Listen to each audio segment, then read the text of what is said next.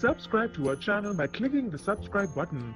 Click the bell button and enjoy the latest uploads from our channel. नमस्कार, welcome to hungry spirits channel. स्वागत है आपका आपके अपने चैनल हंग्री स्पिरिट्स में। तो कैसा लग रहा है big boss OTT over the top? कौन कौन लोग हैं ओवर द टॉप? यहाँ पे बहुत सारे लोग हैं जो कि जिनको कि अपनी खामियां नहीं नजर आती है, जो दूसरों में ही देखते हैं और दूसरों को वो चीजें नहीं करने देना चाहते जो खुद करते हैं। तो चलिए आज बात करते हैं बहुत ही घर की बहुत ही बढ़िया सी एक सदस्य है जो कि हर किसी से पंगा ले चुकी है, जो कि एक छत्र अपना राज्य स्थापित करना चाहती है बिग बॉस के घर में, बिग बॉस ओटीटी में। तो जैसे कहते हैं कि तुम करो तो, या फिर शहनाज की बात ले लो कि वो कुत्ते वाली बात है ना कि ਤੁਹਾਡਾ कुत्ता टॉमी ते साडा कुत्ता कुत्ता, तो ये बात ले लो। तो नेहा भसीन के बारे में बात करते हैं दोस्तों। पहले वही गुजारिश, जिन्होंने अभी तक हमारा चैनल हंग्री स्पिरिट सब्सक्राइब नहीं किया वो वीडियो के नीचे दिया गया लाल बटन दबा दें और चैनल को सब्सक्राइब कर दें और साथ में बेल आइकॉन भी दबा दें ताकि आपको वीडियोस के नोटिफिकेशंस मिलते रहें। तो धन्यवाद दोस्तों। नेहा भसीन बिग बॉस के घर में आती हैं तो उनके पैर पे चोट भी लगी हुई थी। ऐसे लगता था कि एक बड़ी मैच्योर सी लेडी घर में आ गई हैं। तो लेकिन वो धीरे धीरे उस लेडी ने सबकी जैसे कहते हैं कि मां बनने का प्रयास करना शुरू कर दिया और दूसरों के ऊपर कुछ चेले चाट के उन्होंने पाल भी लिए, जो कि हाँ आपसे सीखना है, आपसे गाइडेंस लेनी है, ऐसे ऐसे करके आगे पीछे घूमते थे। जो लोग इनके चक्कर में नहीं आए उनके पीछे ये हाथ धो के पड़ गई। उदाहरण के तौर पे मूस की बात ले लीजिए, उनको इन्होंने ये कहना शुरू कर दिया कि इनकी अपब्रिंगिंग में प्रॉब्लम है, इनको पेरेंट्स ने कुछ सिखाया नहीं है, बहुत सारी ऐसी बातें पीछे करनी शुरू कर दी। तो लेकिन मूस ने जब घास नहीं डाला तो मूस ने ये कह दिया कि आप अगर एक दूसरी लड़की को लिप किस कर सकते हो नेशनल टेलीविजन के ऊपर तो भैया तो आप किसी के साथ बेड भी शेयर कर सकती हो। तो उस बात को लेके बड़ा बवाल हो गया।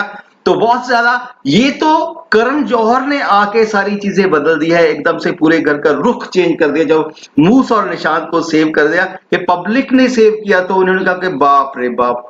तो वहां पे जो नेहा भसीन के ऊपर उनका शॉट लगना चाहिए था, एक साइड में अकेली में बैठी थी, सभी वो लोग गले मिल रहे थे, वो एक झटके में थी कि ये क्या हो गया है। तो यहाँ पे भाषा की बात करें, अब ब्रिंगिंग की बात करते हैं, तो अगर वो ये कहे कि एक लेडी लड़कों को शरेआम ये कहती है कि तुम सबने मिलके मेरी गां मार ली, है ना, तो ऐसी बाप रे बाप, मैं एकदम हैरान रह गया कि ये क्या, आज तक बिग बॉस में ऐसा तो नहीं बोला गया था, है ना। तो ये क्या कर रही है, वो मेन एपिसोड में नहीं लगाया गया लेकिन वो बिल्कुल वैसा वर्ड सुनाई दिया था लाइव में हमने सुना। तो और भी बहुत सारी ऐसी गालियां नेहा जी को आती हैं और बात करती हैं कि संस्कारों की। और उसके बाद ये तो कल के एपिसोड में आपने देखा कि शरेआम कह रही है कि मेरी जी में बहुत डी है बॉस, ऐसा कहती है, शरेआम कहती हैं। तो मतलब ये कहां के संस्कार हुए यार, ये क्या संस्कार का मतलब और अपब्रिंगिंग का मतलब यही होता है। और दूसरा ये कहती है कि विक्टिम कार्ड लोग खेलते हैं। यहाँ पे सबसे बड़ी प्रॉब्लम यह है कि सबसे ज्यादा विक्टिम कार्ड तो आप खेलती हो नेहा जी।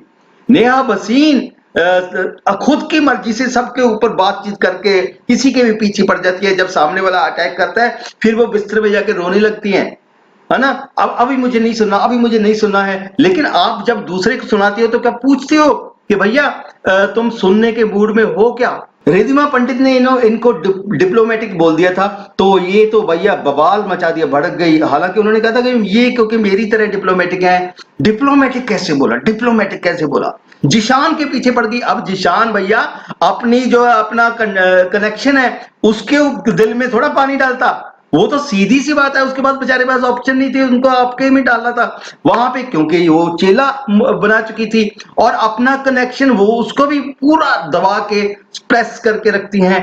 तो वहां पे भी ये देखने को मिला कि मैं अकेली खेल लूंगी, अकेली खेल लूंगी, तो ऐसी कहती हुई नजर आ गई।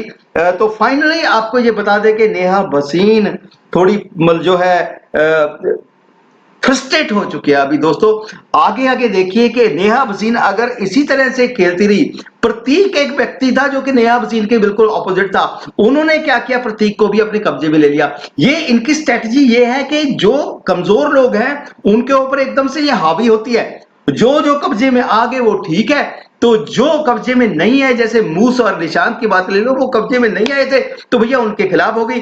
तो अब आगे आगे देखिए ये चीजें नेहा वसीम की गेम कैसे जाती है। लेकिन शुरू में जो मुझे लग रहा था कि नेहा वसीम बहुत आगे तक जाएगी, अब कहीं ना कहीं मुझे नहीं लग रहा कि नेहा वसीम टॉप 3 तक भी जा सकती है, टॉप 4 तक, टॉप 3 तक नेहा वसीम नहीं जाएगी। ये लिख के ले लीजिए दोस्तों, अपनी डायरी में नोट कर लीजिए बात।